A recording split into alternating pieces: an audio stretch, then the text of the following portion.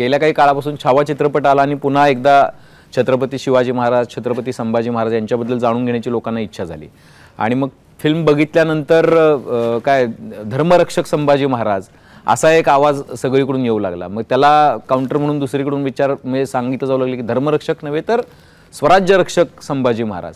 तर ठीक आहे, आपण छत्रपती शिवाजी महाराजांच्या इतिहासाकडे येऊयात, पण नेमकं ज्याच्यामुळे वाद सुरू झाला त्याच्यावरतीच आधी चर्चा करूया की छत्रपती संभाजी महाराज हे स्वराज्य रक्षक होते की धर्मरक्षक होते। इतिहास काय सांगतो, इतिहासामध्ये काय सांगितलेलं आहे, फॅक्ट्स काय सांगतात, हे महत्त्वाचं आहे।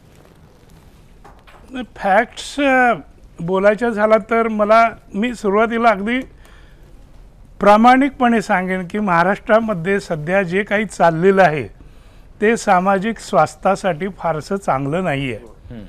तुम्ही एका बाजूनं अति पुरोगामित्व आणि दुसऱ्या बाजूनं अति हिंदुत्व या दोन्हीमध्ये सामान्य माणसाला खेचता आहात आणि तुम्हाला जसं पाहिजे तसं ओढता आहात।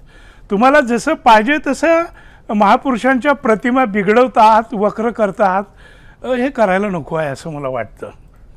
संभाजी महाराज धर्मरक्षक की स्वराज्य रक्षक, आता मी मध्ये हा वाद झाला होता आणि स्वराज्य रक्षक हा शब्द पहिल्यांदा अमोल कोल्हे यांनी कॉइन केला असं मी म्हणालो, पण 1820-25च्या दरम्यान संभाजी महाराजांच्यावर जे पहिलं नाटक आलं त्याच्यामध्ये धर्मवीर असा शब्द वापरलेला आहे। मला मुद्दाम सांगायचं आहे की शिवाजी महाराज असो किंवा संभाजी महाराज असो त्या काळाच्या मानानं खूप प्रागतिक विचाराचे होते। ते हिंदू धर्मीय होते, पण सर्व धर्माचा आदर करणारा एक वैश्विक धर्म मानणारे ते होते।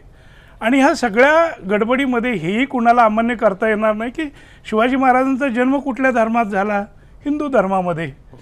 संभाजी महाराजांचा कुठल्या धर्मामध्ये झाला, हिंदू धर्मामध्ये झाला। परंतु त्यांनी हिंदू धर्माचं सुद्धा अतिरिक्त स्तोम माजवलं नाही आणि एक जागतिक दृष्टिकोन दोघांच्या नजरेमध्ये होता। आणि त्यामुळं मला असं वाटतं की धर्मरक्षक आणि स्वराज्य रक्षक याच्यामध्ये खेचाखेची करून आपसामध्ये युद्ध करणं, समाजामध्ये ताणतणाव करणं निर्माण हे काही फारसं योग्य नाही।